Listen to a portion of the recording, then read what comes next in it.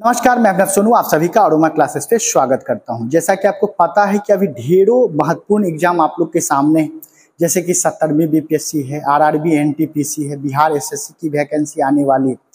तो इसको देखते हुए हम लोग जितने भी महत्वपूर्ण टॉपिक है, चाहे वो इतिहास के हो, भूगोल के हो, साइंस के हो, उस सब को हम लोग यूट्यूब पर एक एक वीडियो करके आप लोग के लिए लेते आएंगे। आज का जो टॉपिक है वो है चालुक्य वंश, दी मोस्ट इंपॉर्टेंट। जनरली हम लोग जब प्राचीन इतिहास पढ़ते हैं या एंशियंट हिस्ट्री पढ़ते हैं तो उत्तर भारत के इतिहास के बारे में तो पढ़ लेते हैं, चाहे हम लोग मौर्य काल के बारे में पढ़ ले, चाहे हम लोग उत्तर मौर्य काल के बारे में पढ़ ले, बौद्ध धर्म पढ़ लेते हैं, जैन धर्म पढ़ लेते हैं, वैदिक काल के बारे में पढ़ लेते हैं, लेकिन दक्षिण भारत पर हम लोग उतना फोकस नहीं कर पाते हैं। और फोकस करते भी हैं तो उतना डिटेल जानकारी दक्षिण भारत के बारे में हम लोग को प्राप्त नहीं होती है। लेकिन एग्जामिनर हमारे नब्ज को पकड़ चुके हैं, उनको पता है कि अगर एंशियंट हिस्ट्री बच्चे पढ़ते हैं तो केवल नॉर्थ इंडिया के एंशियंट हिस्ट्री पर ही वो फोकस करते हैं, लेकिन साउथ इंडिया पर ज़्यादा फोकस नहीं कर रहे हैं। इसलिए देखिए, पिछले 1 साल 2 साल के अगर प्रश्नों को आप अवलोकन करेंगे तो दक्षिण भारत के प्राचीन इतिहास से ज़्यादा सवाल पूछे गए हैं। तो हम लोग एक एक करके दक्षिण इतिहास का जो प्राचीन इतिहास का जो टॉपिक है उसको हम लाते रहेंगे। इसी वीडियो में सब कुछ याद हो जाएगा। बस आप इस वीडियो में जो भी हम कहानी सुनाएंगे, अगर आप गौर से सुन लिए, आपको पूरा कहानी याद हो जाएगा। उसके बाद आप क्या कीजिएगा, नोट्स बना लीजिएगा, तो आपको सेकेंड टाइम क्या हो जाएगा, रिवीजन हो जाएगा। तो बस आपको करना क्या है, लगातार इस वीडियो के अंत तक बने रहना है और जो भी हम बतलाने जा रहे हैं उसको ध्यानपूर्वक आपको सुनना है। तो आइए शुरू करते हैं हम लोग चालुक्य वंश के बारे में। देखिए, जैसा कि बताएं कि चालुक्य वंश कहाँ है, दक्षिण भारत का वंश है। तो यह मुख्यतः कहाँ केंद्रित रहा, तो कर्नाटक के क्षेत्र में।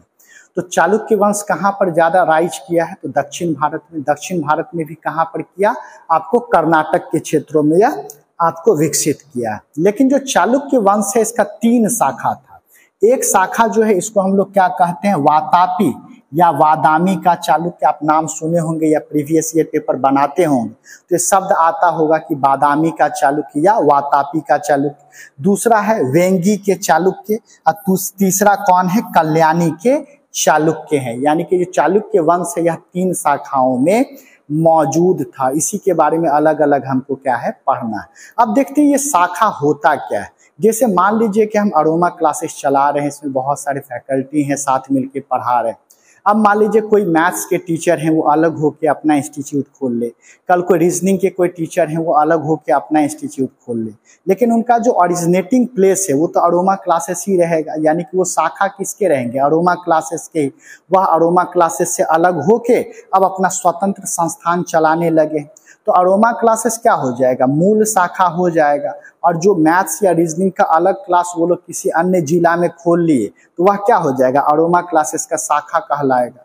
तो जो वातापी या बादामी के चालुक्य थे यह क्या थे, मूल शाखा थे। मूल शाखा थे कहने का मतलब क्या, चाहे वो वेंगी के चालुक्य हो या कल्याणी के चालुक्य हो, यह इसी से निकल कर आए।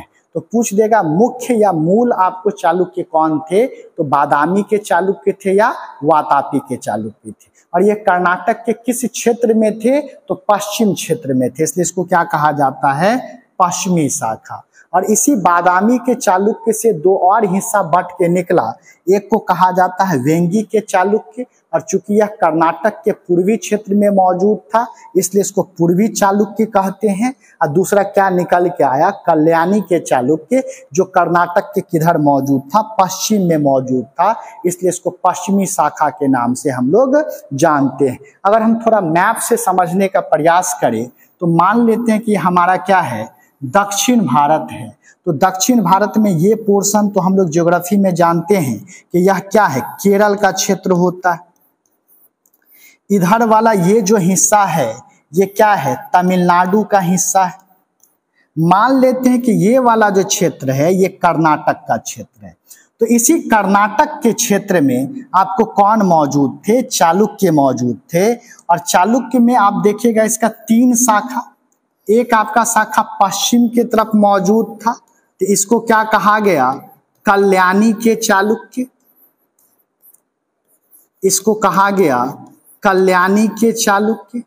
दूसरा एक और शाखा पश्चिम में मौजूद था जिसको क्या कहा गया, बादामी के चालुक्य, और इसी के वातापी के चालुक्य भी कहते हैं। इसको क्या कहा गया, बादामी के चालुक्य। और एक आपको पूर्वी क्षेत्र में मौजूद था, इसको क्या कहा गया, वेंगी के चालुक्य के नाम से हम लोग जाने। और ये जो कल्याणी है, बादामी है या वेंगी है, ये सब इनकी राजधानियां हुआ करती थी। ये स्थान का नाम है, इसलिए नाम क्या पड़ गया, बादामी का चालुक्य, फिर वेंगी का चालुक्य या कल्याणी का चालुक्य। तो हम लोग समझ गए कि चालुक्य का जो मूल शाखा था वह बादामी के ही चालुक्य थे, और इसी से टूटकर कल्याणी के चालुक्य बने और वेंगी के क्या किए, चालुक्य बने हैं।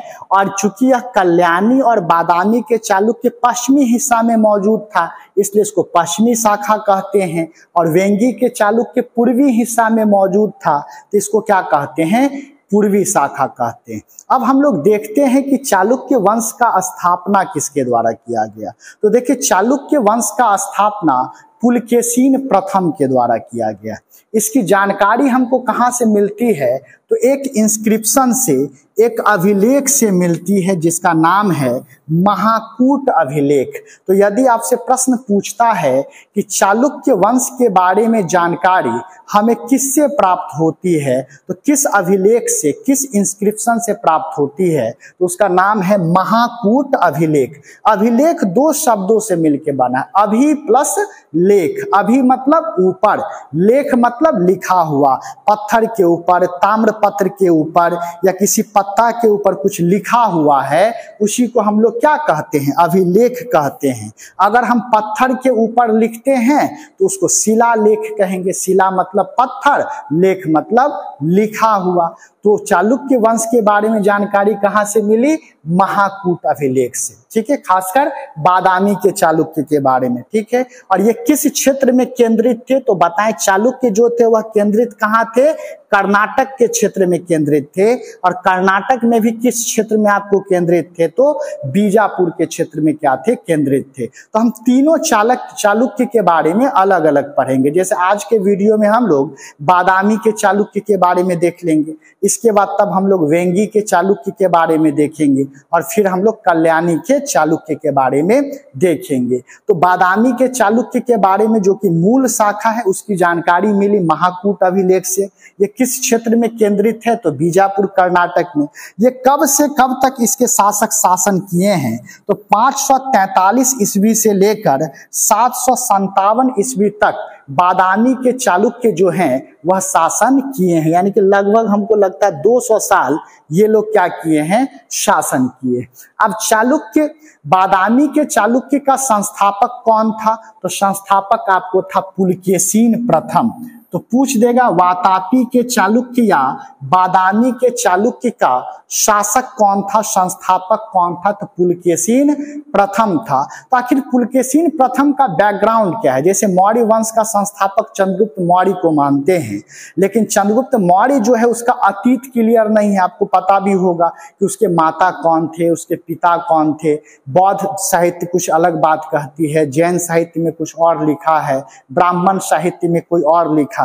इसी प्रकार से अगर आपसे कोई पूछे कि ठीक है बादामी के चालुक्य का संस्थापक पुलकेशिन प्रथम था, तो पुलकेशिन प्रथम के पूर्वज कौन थे, इनके एंसेस्टर्स कौन थे, तो पुलकेशिन प्रथम के जो एंसेस्टर्स थे, पूर्वज जो थे, वो कदम्ब वंश उस समय कर्नाटक के क्षेत्र में होता था, उसके अधीन ये लोग काम किया करते थे। लेकिन पुलकेशिन प्रथम अपनी योग्यता के बदौलत, अपने बुद्धिमता के बदौलत क्या किए, एक वंश का स्थापना किए, जिसके बारे में आज हम लोग पढ़ रहे हैं, वह है बादामी का चालुक्य। तो अगर आपसे पूछ दे कि पुलकेशिन प्रथम के आपको पूर्वज कौन थे, तो पुलकेशिन प्रथम के पूर्वज कदम्ब शासकों के अधीन थे। यानी कि उन्हीं के अधीन क्या करते थे, काम करते थे। जैसे आप पहले के दशक में मूवी में देखते होंगे कि एक व्यक्ति जमींदार के अधीन रहकर काम करता है, लेकिन उस व्यक्ति का बेटा अच्छा बन जाता है, पढ़ लिख कर कमाने लगता है, तो अपने पिता को क्या करता है, जमींदार के अधीन से हटाकर एक अच्छा जीवन देता है। उसी प्रकार से पुलकेशिन प्रथम भी जब योग्य हुआ तो यह क्या किया है, आपको चालुक्य वंश का स्थापना किया। लेकिन कदम्ब शासक से ना एक बहुत महत्वपूर्ण चीज आपको याद रखना है, जो परीक्षा में पूछता है कि कदम्ब वंश का जो संस्थापक था, वो कदम्ब वंश का संस्थापक कौन था? मयूर शर्मा था। ठीक है, इसका सबसे बड़ा विशेषता है कि यह 18 अश्वमेघ यज्ञ करवाया। तो पूछ देगा कौन सा ऐसा दक्षिण भारतीय शासक रहा है जो 18 अश्वमेघ यज्ञ करवाया? तो वह कौन है? मयूर शर्मा, जो किस वंश का था? कदम्ब वंश का था। अब देखिए अश्वमेघ यज्ञ क्या होता था, इस यज्ञ में घोड़ा छोड़ा जाता था। ठीक है, और यह अश्व जो है जिस जिस क्षेत्र से गुजर जाता था वो क्षेत्र उस राजा का हो जाता था जो घोड़ा छोड़ा है। और घोड़ा के साथ साथ सैन्य टुकड़ी भी चलती थी, ताकि अगर कोई साम्राज्य या अगर कोई क्षेत्र के लोग घोड़ा को रोकने का प्रयास करे तो उससे युद्ध लड़कर क्या करे? उस क्षेत्र पर अधिकार करे। यही रामायण में आप एक कहानी देखे होंगे कि जब श्री राम जो है अश्वमेघ यज्ञ किए थे तो वह अश्व को छोड़े थे, घोड़ा को छोड़े थे। जिस घोड़ा को किसके द्वारा पकड़ लिया गया था? उनके ही पुत्र लव और कुश के द्वारा पकड़ लिया गया था। उस घोड़ा को छुड़ाने के लिए लक्ष्मण जी को भेजा गया, भरत जी को भेजा गया, लेकिन सभी पराजित हो गए। बाद में जब हनुमान जी को भेजा गया तो हनुमान जी तो अपने बुद्धिमत्ता के लिए जाने जाते हैं। वो समझ गए कि ये कोई साधारण बालक नहीं है जो पराक्रमी लक्ष्मण को पराजित कर सकते हैं, जो भरत को पराजित कर सकते हैं। ये साधारण बालक नहीं होंगे, और वो अपना लगा चुके थे कि कहीं ना कहीं ये श्री राम के ही एक क्या है? अंश है। तो अश्वमेघ यज्ञ यही होता था। और कहा जाता है कि जब तक अश्व लौट कर नहीं आता था, जब तक घोड़ा लौट कर उस साम्राज्य में नहीं आ जाता था, तब तक यज्ञ चलते रहता था। कभी कभी तो राजा का पूरा खजाना खाली हो जाता था उस यज्ञ को करवाने में। तो उस समय कोई अगर एक अश्वमेघ यज्ञ करवा लेता था तो वो बहुत बड़ी बात होती थी। और यहाँ पर देखिए ये 18 अश्वमेघ यज्ञ करवाया है। तो यही सब प्रश्न बाबू बनता है एग्जाम के लिए। तो हम लोग किस पर थे? पुलकेशिन प्रथम पर थे। तो हम क्या बताएं? पुलकेशिन प्रथम बादामी के चालुक्य के क्या थे? संस्थापक थे। और इनका जो शासन काल रहा वो 543 से 566 ईस्वी तक रहा। ये 2 उपाधि भी धारण किए हैं। देखिएगा दक्षिण भारत के शासक से संबंधित उपाधि भी खूब पूछता है, तो यह उपाधि भी 2 धारण किए। एक उपाधि का नाम है श्री पृथ्वी वल्लभ और दूसरे उपाधि का नाम है रण विक्रम। पूछ देगा कौन सा चालुक्य शासक था जो रण विक्रम की उपाधि धारण किया था? तो हम क्या कहेंगे? वह पुलकेशिन प्रथम था। अब देखिए पुलकेशिन प्रथम के 2 पुत्र हुए। ठीक है, एक पुत्र का नाम क्या हुआ? कीर्तिवर्मन प्रथम, और दूसरे पुत्र का नाम क्या हुआ? मंगलेश हुआ। कीर्तिवर्मन प्रथम जो था वो बड़ा पुत्र था और मंगलेश जो था वो छोटा पुत्र था। तो पुलकेशिन प्रथम के निधन के बाद अब जाहिर सी बात है बड़ा पुत्र ही शासक बनेगा। तो नियमानुसार कौन सा बना शासक? कीर्तिवर्मन प्रथम जो है वो शासक बना। और इसका कार्यकाल कब से कब तक रहा? 566 से 597 ईस्वी। चूंकि इनका जो कार्यकाल कब तक रहा था? 566 तक रहा था। तो 566 के बाद कीर्तिवर्मन प्रथम क्या बैठे? गद्दी पर बैठे। और कब तक शासन किए? 597 तक। 597 में जब इनका शासन काल खत्म हुआ तो इनके बाद कौन बैठे? यानी कि इनके निधन के बाद इनके छोटे भाई बैठे, जिनका नाम क्या था? मंगलेश था। तो हम क्या कहेंगे? पुलकेशिन प्रथम के 2 पुत्र, बड़े पुत्र का नाम कीर्तिवर्मन प्रथम और छोटे पुत्र का नाम मंगलेश था। पुलकेशिन प्रथम के निधन के बाद उनका बड़ा पुत्र कीर्तिवर्मन प्रथम गद्दी पर बैठा, और कीर्तिवर्मन प्रथम के बाद कौन बैठा गद्दी पर? मंगलेश बैठा। अब कीर्तिवर्मन प्रथम का योगदान क्या रहा? जब वो गद्दी पर बैठे तो क्या किए? तो जाहिर सी बात है कि यह अपने साम्राज्य का क्या करेंगे? विस्तार करेंगे। तो पहला तो इनका योगदान रहा कि यह अपने क्षेत्र का क्या किए? विस्तार किए। दूसरा माना जाता है कि मौर्य शासक जो हैं वो दक्षिण भारत की तरफ जब बढ़ने का प्रयास किए हैं तो उनको पराजित किनके द्वारा किया गया? कीर्तिवर्मन प्रथम के द्वारा किया गया। यानी कि दक्षिण भारत के अभियान को रोकने वाले कौन थे? कीर्तिवर्मन प्रथम। तो पूछ देगा कौन से ऐसे चालुक्य शासक हैं जो मौर्यों को पराजित किए थे? तो वह कौन थे? कीर्तिवर्मन प्रथम थे। और इनका शासनकाल कब से कब तक रहा? 566 ईस्वी से 597 ईस्वी। इनके बाद तो कौन शासक बने? मंगलेश बने। उनसे ज्यादा प्रश्न नहीं बनता है परीक्षा में। लेकिन सबसे इंटरेस्टिंग फैक्ट क्या है कि मंगलेश के बाद शासक कौन बने? हाँ, एक चीज कीर्तिवर्मन प्रथम के बारे में एक चीज यह भी याद रखिए कि यह भी एक अश्वमेघ यज्ञ करवाए थे और यह भी एक वाजपेयी यज्ञ करवाए थे। वाजपेयी यज्ञ में क्या होता था? राजा के रथों का क्या होता था? रेस होता था। जैसे आज हम लोग मोटर बाइक रेस करते हैं ना, उस समय राजा के रथों का संभवतः रेस होता था। तो एक अश्वमेघ यज्ञ करवाने का श्रेय किनको जाता है? कीर्तिवर्मन को। एक वाजपेयी यज्ञ करवाने का श्रेय किनको जाता है? कीर्तिवर्मन को।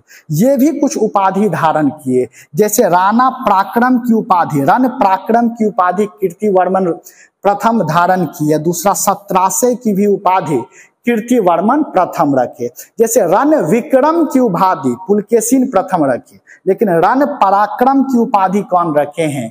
कीर्तिवर्मन प्रथम रखे हैं। तो ये भी याद रखेंगे। अब बड़ा रोचक कहानी है।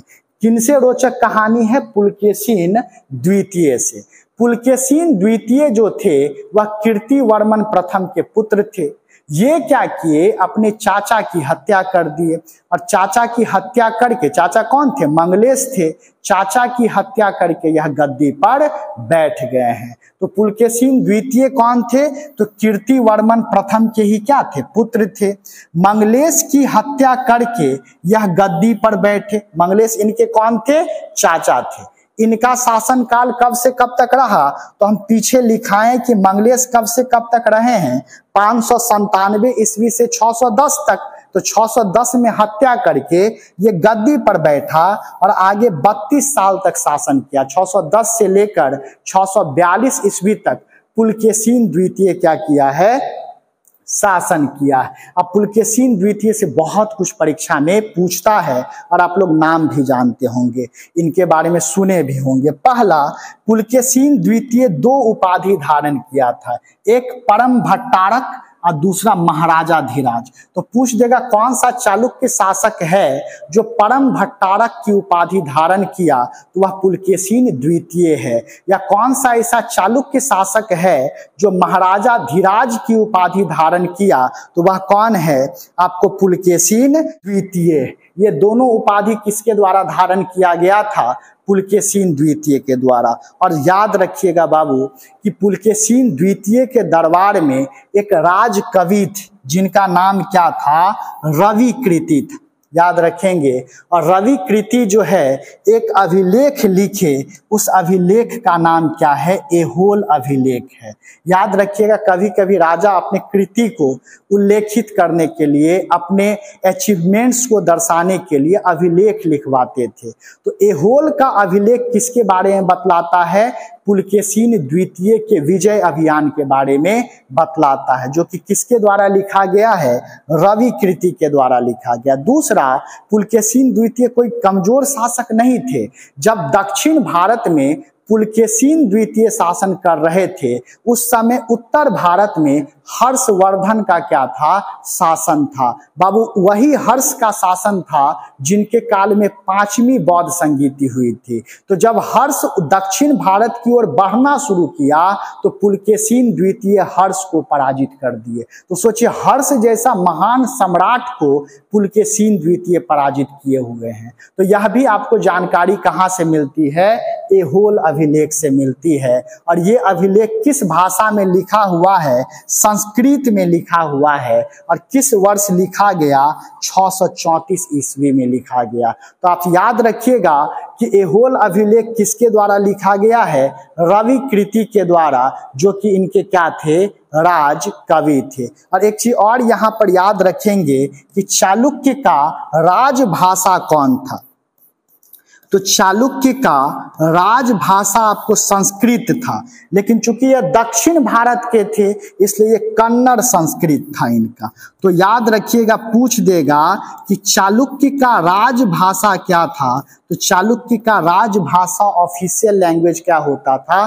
कन्नड़ संस्कृत होता था। एकदम इसको याद रखेंगे, ठीक है। और ये तो काफी महत्वपूर्ण है, ये अभी नहीं पता चलेगा, लेकिन जब आप प्रीवियस ईयर पेपर बनाएंगे तो इसका महत्व आपको पता चलेगा। अब देखिए हम बताएं कि पुलकेशिन द्वितीय हर्षवर्धन को पराजित कर दिए, इतने विशाल इतने महान सम्राट को पराजित कर दिए, तो इनका आत्मविश्वास बढ़ गया और ये साम्राज्य के विस्तार के हेतु यह 2 नई राजधानियों का निर्माण करवाएं। कौन कौन राजधानी बनाए? एक वातापी, आपको कहा था वातापी या बादामी इनकी क्या थी? राजधानी थी।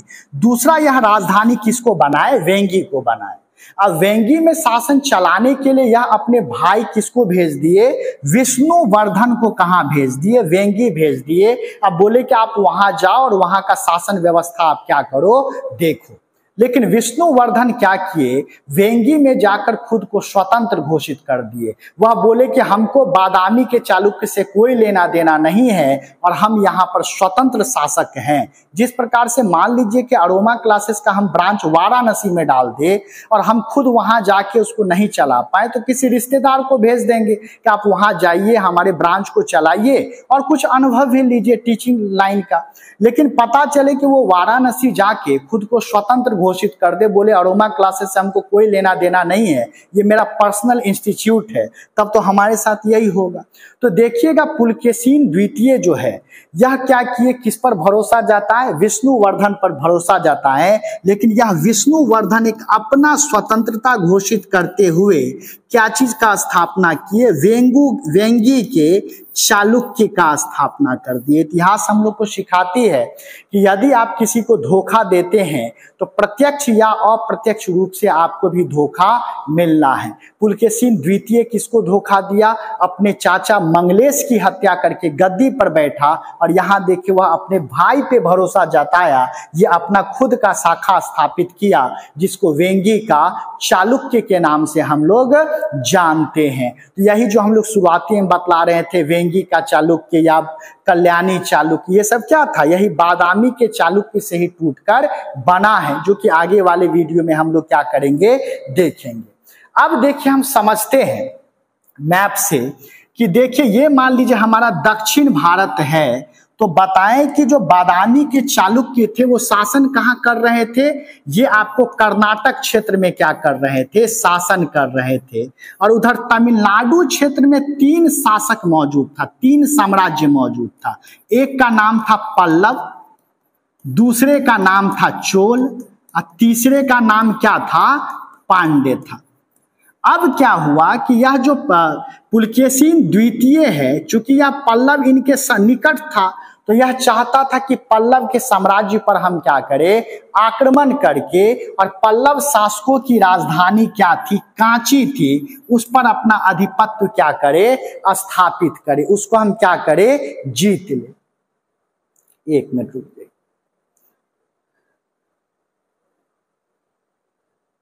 उसको हम लोग क्या करें? जीत ले। इस योजना से क्या हुआ? पुलकेशिन द्वितीय किस पर आक्रमण करने के लिए निकले? कांची पर आक्रमण करने के लिए निकले। लेकिन उस समय पल्लव का शासक कौन था? महेंद्र वर्मन था। ठीक है, पल्लव का शासक कौन था? महेंद्र वर्मन। इसको भनक लग गया कि पुलकेशिन द्वितीय आपको कांची पर अधिकार करना चाहता है, तो महेंद्र वर्मन जो है पहले ही क्या किए? पूरे कांची को सुरक्षित कर दिए। पुलकेशिन द्वितीय जब रास्ता में ही था, इसको पता चला कि भाई कांची जो है वह क्या है? सुरक्षित है, तो वह क्या हुआ? उसको वापस लौटना पड़ा और कांची पर अधिकार करने का सपना इसका क्या रह गया? अधूरा रह गया। तो आपको पूछ देगा कि पुलकेशिन द्वितीय के आक्रमण से कांची को सुरक्षित करने वाला शासक कौन था? पल्लव शासक कौन था? तो यह महेंद्र वर्मन है। लेकिन पुलकेशिन द्वितीय नहीं रुका। जैसे कोई 67वीं बीपीएससी नहीं निकाल पाए तो वह देखिएगा 70वीं बीपीएससी में अपना प्रयास लगाएंगे। उसी प्रकार से पुलकेशिन द्वितीय क्या किए कि चलो भैया पहले प्रयास में हम असफल रह गए, तो दूसरे प्रयास में हम कांची पर क्या करेंगे? अधिकार करेंगे। और इस उद्देश्य से वह फिर कांची पर आक्रमण किए। लेकिन उस समय के शासक कौन थे? नरसिंह देव प्रथम थे। और पुलकेशिन द्वितीय और नरसिंह देव प्रथम के बीच युद्ध हुआ, जिसमें पुलकेशिन द्वितीय बुरी तरह पराजित हो गए। वो शासक जो कभी हर्षवर्धन को पराजित किए थे, वह बुरी तरह किनके द्वारा पराजित हो गए? नरसिंह देव वर्मन के द्वारा पराजित हो गए। तो पूछ देगा कौन पल्लव शासक हैं जो पुलकेशिन द्वितीय को पराजित किए? तो वह कौन थे? नरसिंह देव वर्मन थे। अब ये सब था पुलकेशिन द्वितीय के बारे में। अब देखते हैं पुलकेशिन द्वितीय के उत्तराधिकारी कौन कौन रहे हैं। तो पुलकेशिन द्वितीय के बाद कौन आए? विनयादित्य। उसके बाद कौन आए? विजयादित्य। और उसके बाद आए कीर्तिवर्मन द्वितीय आए। इसको कैसे याद रखेंगे कि अगर हार जाता है कोई तो पहले विनय करता है कि छोड़ दो। अब 67वीं बीपीएससी का कोई क्वेश्चन देखा होगा, भारी लगा होगा, 68वीं का कोई देखा होगा क्वेश्चन, उसको भारी लगा होगा, वो सोचा होगा विनती करते हैं भैया हमको छोड़ दो, है ना। उसके बाद फिर से तैयारी किया होगा तो उसको विजय हासिल हुई होगी। और जब उसको विजय हासिल हुई होगी तो पूरे देश में उसका क्या हुआ होगा? कीर्ति हुआ होगा। तो क्या याद रखेंगे? विनय, विजय और उसके बाद क्या हो जाएगा? कीर्ति। तो क्या हो जाएगा? विनयादित्य, विजयादित्य और कीर्तिवर्मन। देखिए विजयादित्य से याद रखिएगा कि यह पुलकेशिन द्वितीय के अधूरा सपना को पूरा किए। पुलकेशिन द्वितीय चाहते थे कि हम कांची पर अधिकार करें। इसको कौन किया है? कांची पर विजय किनके द्वारा किया गया? विजयादित्य के द्वारा। तो पूछ देगा कौन सा चालुक्य शासक है जो कांची पर अधिकार करने में सफल रहा? तो वह कौन है? विजयादित्य है। और अंतिम शासक इस चालुक्य बादामी के चालुक्य का कौन रहा? कीर्तिवर्मन द्वितीय रहा। चूंकि यह अंतिम शासक है, इसको कौन पराजित किया? दंती दुर्ग पराजित करके राष्ट्रकूट वंश का स्थापना किया। तो पूछ देगा राष्ट्रकूट वंश का संस्थापक कौन है? तो दंती दुर्ग है। किसको पराजित किया? तो यही कीर्तिवर्मन द्वितीय को पराजित किया। कीर्तिवर्मन प्रथम कौन थे? अलग थे। यह कौन है? कीर्तिवर्मन द्वितीय हैं। वीडियो अच्छा लगा हो तो ज्यादा से ज्यादा आप लोग इसको शेयर जरूर करेंगे। बहुत बहुत शुक्रिया। थैंक यू आप सभी का।